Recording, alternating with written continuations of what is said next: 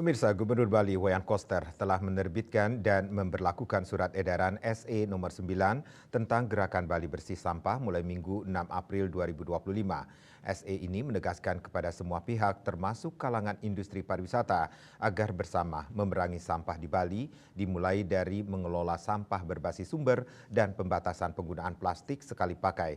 Hal itu didukung penuh oleh Ketua Bali Tourism Board BTB Ide Bagus Agung Parta Adnyana.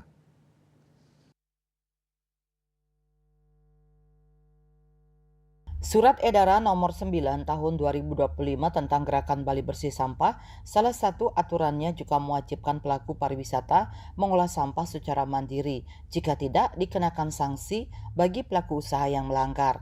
Oleh karena itu, jika tidak ingin terjadi, maka pelaku usaha wajib membentuk unit pengelola sampah untuk mengelola sampah berbasis sumber dan melakukan pembatasan penggunaan plastik sekali pakai. Ketua BTB Ide Bagus Agung Parta Adnyana mendukung penuh program tersebut karena hal itu bisa dilakukan untuk mewujudkan pariwisata yang berkelanjutan. Namun jika industri pariwisata terkendala lahan, bisa bekerja sama dengan desa adat sekitar maupun komunitas lingkungan dalam pengolahan sampah. Dan ia berharap di tahun ini aturan ini bisa dijalankan secara maksimal.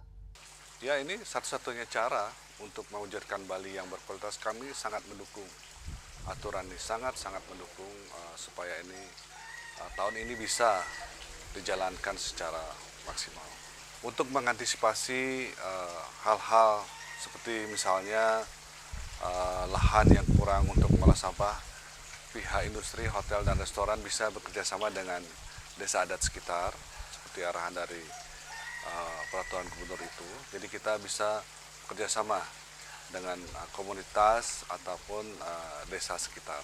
Sudah pasti kedepannya pasti ada pro dan kontra, tapi kami yakin kedepannya kita bisa mengatasi itu karena ada beberapa model restoran hotel yang bisa kita tiru nanti. Kita bisa belajar dari sana.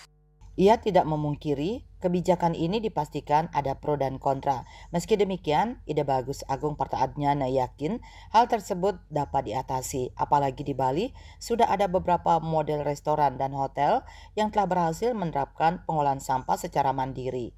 Indrawan, Bali TV.